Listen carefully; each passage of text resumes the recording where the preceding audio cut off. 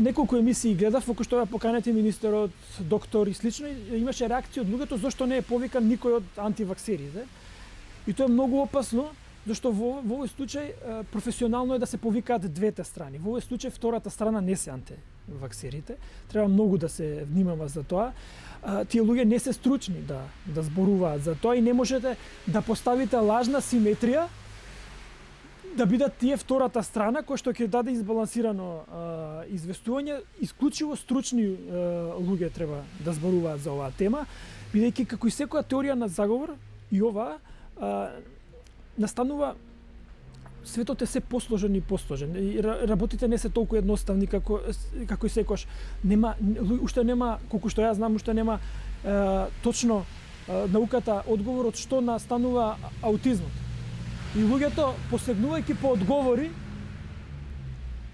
нив им е многу полесно да восприемат, да купат објаснување од некој си упростен фейк ньюс сајт, отколку од некоја си студија сериозна од сериозен научник.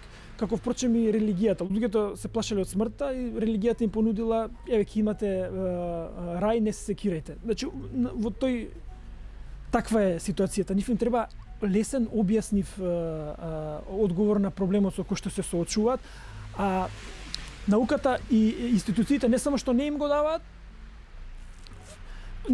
едноставно нешто што не е едноставен тој одговор, туку и не се ни потрудил никој да го објасни.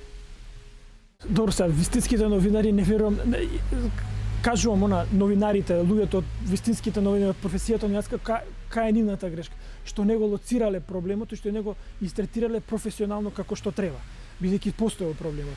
А со оглед на тоа што се шират тие фейк ньюс сајтови со различни информации околу вакцините, не знам тука што можеме ние како новина да направиме, освен сега кога е настанен проблемот да влеземе да ги деконструираме тие, кога штетата веќе е направена, кога е оставен просторот тие да делуваат, па не знам, да влеземе да ги деконструираме.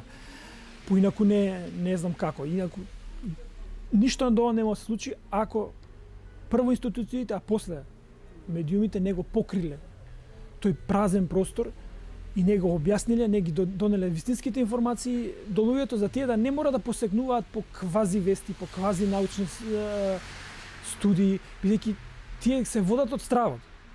Тоа не е некое помодарство, и тие свесни се дека ризикуваат, луѓето се плашат.